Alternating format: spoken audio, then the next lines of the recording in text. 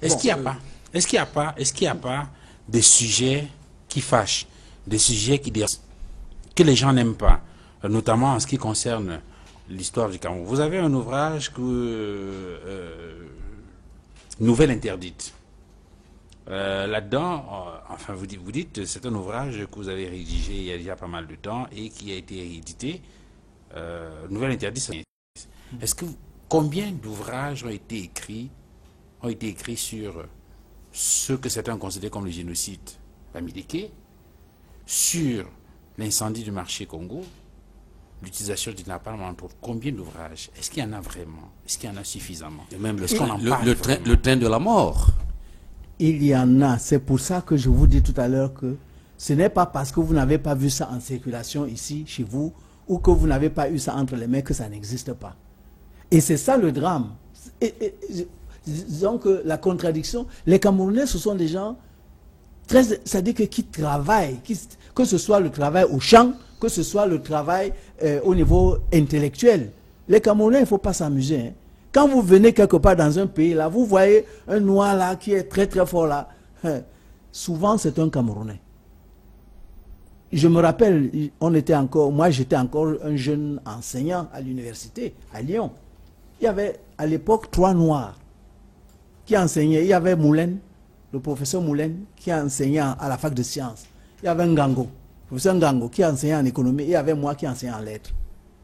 On était tous des Camerounais. Donc, c'est pour vous dire qu'on écrit, que ce soit tout ce que vous avez dit là, il y a des livres. Mais est-ce que ces livres circulent au Cameroun? Nouvelles interdites que vous avez montrées là, ce livre-là, c'est maintenant qu'il va commencer à circuler au Cameroun.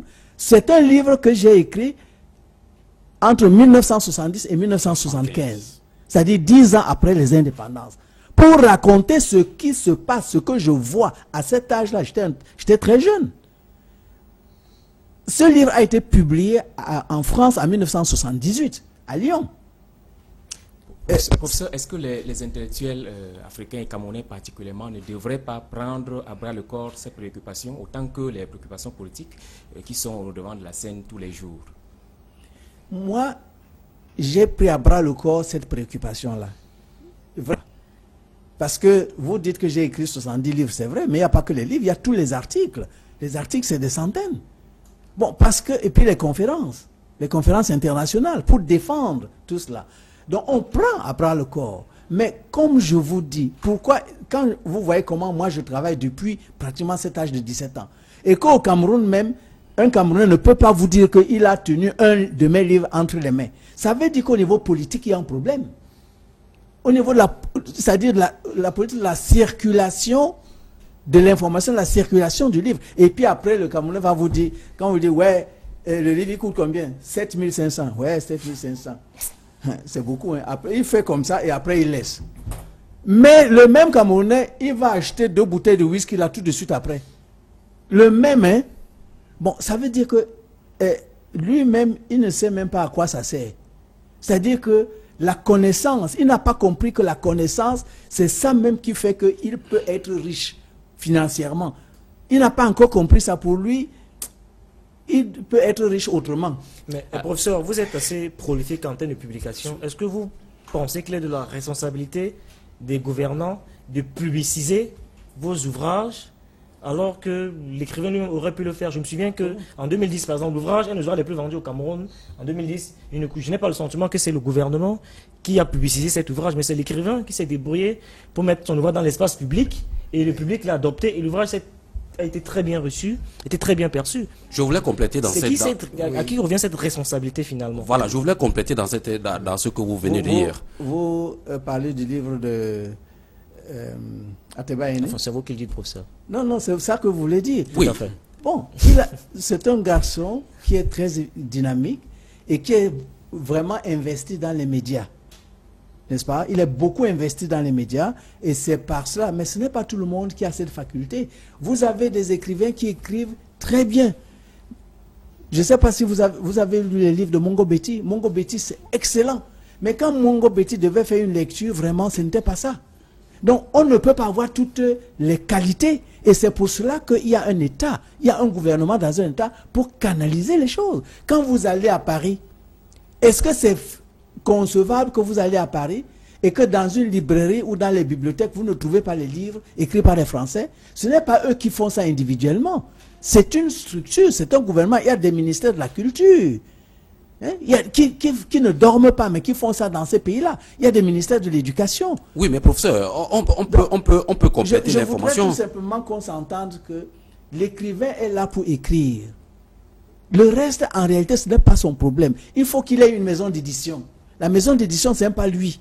C'est une autre structure. Après, n'est-ce pas, il y a toutes les recensions qu'on fait dans les médias, etc. Ce n'est plus son problème. Il y a les bibliothèques, ce n'est pas lui. Mais Que oui. chacun fasse son travail. Professeur, vous nous renvoyez là à l'Europe, à l'Occident, où on sait que toutes les bases sont fixées. Mais nous restons dans le cadre purement camerounais et africain, où tout ce que vous dénoncez, tout ce que vous décriez ne sied pas tout à notre environnement. Pourquoi? Vous n'avez pas de ministère de la Culture. Auquel cas, oui. Donc vous n'avez pas de ministère de la Culture au Cameroun? Professeur, vous, ayant déjà constaté là où il y a logique, est-ce que vous ne pensez pas que c'est un aveu de faiblesse de penser que, pour un auteur que vous soyez, de penser que les livres ne sont pas publiés parce que ce n'est pas de son droit? À partir du moment où vous-même vous avez constaté qu'il y a la faille là où elle est. Mais attention, on a un gouvernement, pourquoi? Très bien, je voudrais renchérir pour dire que tout le monde n'a pas accès à l'espace public. Vous le dites, je vais dire dans l'espace médiatique, vous le dites très bien. Mais à l'université, il y a ce qu'on appelle la notion de maître et de disciple.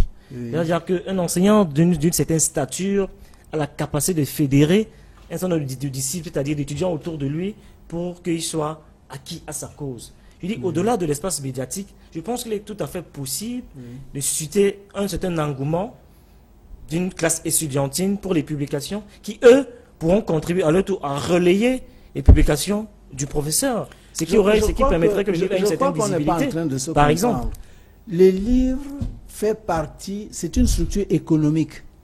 C'est-à-dire comme le pain, comme le vin, etc. Et ce n'est pas parce que vous aimez boire le vin, par exemple, que vous devez aller le fabriquer aussi, que vous devez aller le produire. À chacun, ça c'est de l'économie, ça. L'écrivain, lui, il a produit. C'est dans tous les pays du monde. Je sais qu'on a des problèmes, n'est-ce pas? Au Cameroun, par exemple, dans les pays africains, nous avons des difficultés. Mais si je suis en train de parler comme ça, c'est pour interpeller tous ceux qui sont responsables de la diffusion de la pensée. Alors, Prince Koumandoué III, pour sortir peut-être de cette question, il y a, lorsqu'on lit Nouvelle interdite, lorsqu'on lit les autres ouvrages que vous avez écrits, l'Afrique s'annonce au rendez-vous, la tête haute, et bien d'autres ouvrages dans lesquels vous essayez de rappeler un certain nombre d'éléments en rapport avec l'histoire du Cameroun, on a parfois des remords en lisant et en découvrant ce qui s'est passé. Vous avez dans un ouvrage dont le nom m'échappe rappelé par exemple comment vous avez vécu pratiquement en direct l'incendie du marché Congo. Oui, et c'est dans ce livre, c'est 50 ans déjà. 50 ans déjà, oui, oui. En rappelant un peu que vous étiez très jeune élève dans un classe collège de non loin d'ici. Oui. Est-ce que... En classe de 5e. En classe de 5e. À Saker. Alors, est-ce que quand vous rappelez cela, est-ce que vous n'avez pas le sentiment qu'en lisant cela, ça donne véritablement des remords et puis on se demande, est-ce qu'il ne faudrait pas que quelqu'un paye pour cela? Moi, je ne dis que ce que j'ai vu. Le pire serait de refuser de dire ce que j'ai vu. Ça dit que j'ai une conscience. Et j'ai le devoir de dire à mon peuple ce que je sais. Et pas seulement à mon peuple, à l'humanité entière. Parce que c'est à partir de là que des remords, s'il y a des remords, c'est que votre conscience a été interpellée. Et parce que votre conscience a été interpellée, vous pouvez maintenant agir différemment. C'est ça qu'on veut. Parce qu'en réalité, je dis encore, nous avons besoin nous devons sortir de cette domination. Nous devons donner le meilleur de nous-mêmes pour le destin commun de l'humanité. Et vous ne pouvez pas donner le meilleur de vous-même pour le destin commun de l'humanité quand vous êtes encore enchaîné. Or, il faut bien qu'on vous dise comment, qu'est-ce qui s'est passé, pour que vous dites, ah bon, je ne savais pas, c'est vraiment ça. Et que vous dites, bon, maintenant, à partir d'aujourd'hui, si on fait ça encore, moi je dis, je ne suis pas là-dedans.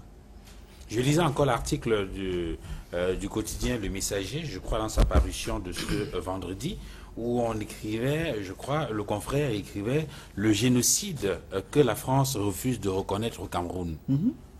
La France refuse de reconnaître un génocide qui est pourtant établi. Est-ce que cela veut dire que quelqu'un aurait peur de ce que... Est-ce qu'il ne faudrait pas, d'une certaine façon, vous qui êtes enseignant, vous qui êtes historien, vous qui écrivez sur ces questions-là, est-ce qu'il n'est pas également de votre, au-delà de l'écriture, je veux dire au-delà des textes que vous faites, de faire mener une espèce de lobbying, de bousculer un tout petit peu pour qu'effectivement cela soit reconnu et que... Bon, je tiens. Vous voulez qu'on fasse tout? J'ai entendu qu'il y a on appelle ça quoi? Tribunal pénal quoi? Tribunal criminel spécial. Non. Tribunal pénal international. Voilà. Le TPI. TPI. Ils sont là pour faire quoi?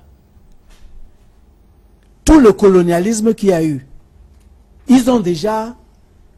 C'est-à-dire parce que les crimes contre l'humanité, quel que soit le temps, vous devez payer.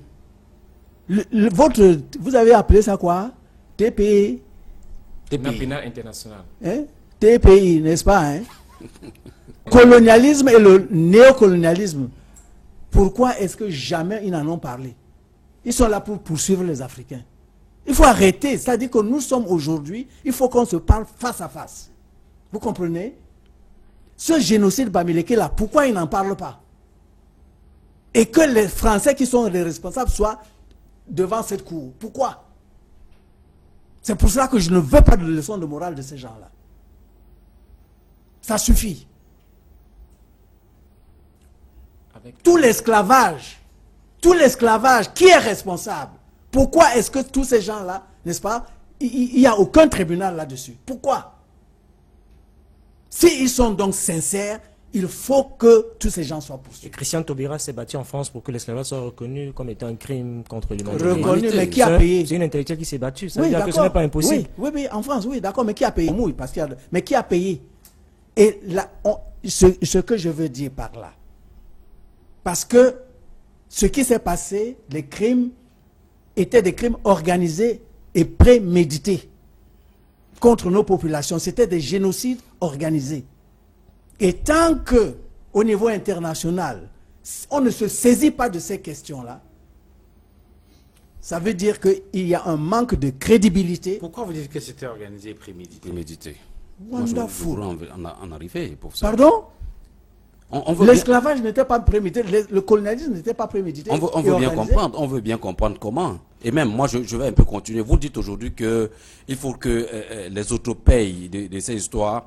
Quand on sait le contexte politique actuel des pays africains où ce néocolonialisme que vous parlez, l'intellectuel est devenu un fardeau même pour la population, pour les populations.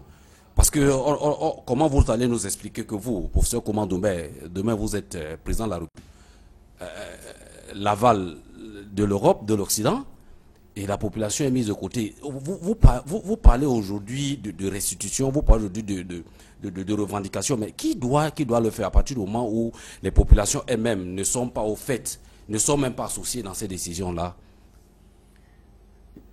Peut-être avant de revenir, avant de répondre à la question, revenir sur ce qu'il appelle la préméditation. La préméditation. Sur l'esclavage et peut-être sur ces guerres d'indépendance avec tout ce qu'il y a eu comme crime.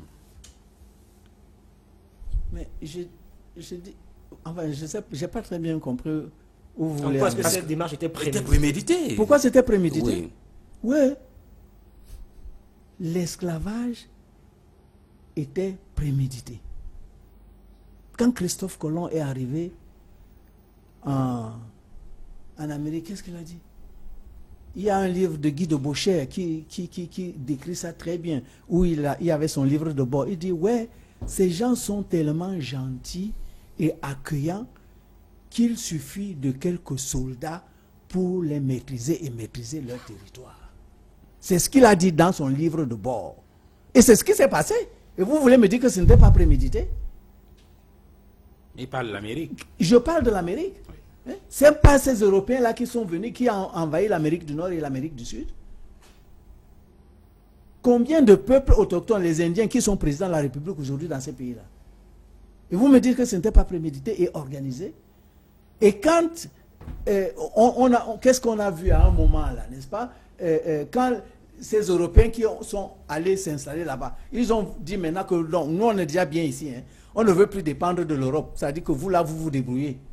En Europe là, ils se sont fait la guerre et les Européens installés maintenant aux États-Unis et en Amérique latine ont dit bon, nous on est maintenant indépendants. On ne veut plus vous envoyer notre argent. N'est-ce pas? C'est là où les Européens, donc de la mer Europe, se sont retournés maintenant en Afrique et en Asie pour aller chercher. Quand votre système de fonctionnement politique est basé sur la domination de l'autre et des autres continents et des autres pays, c'est très grave. Et l'Europe a vécu comme ça depuis le massacre des Indiens. Les Européens sont partis de l'Europe pour aller massacrer les Indiens et s'installer là-bas. Et ensuite, ils sont venus ici. Mais c'était prémédité. Il faut bien lire tout ce qu'ils ont écrit et comment ils vont faire. La conférence de Berlin de 1884, c'était quoi?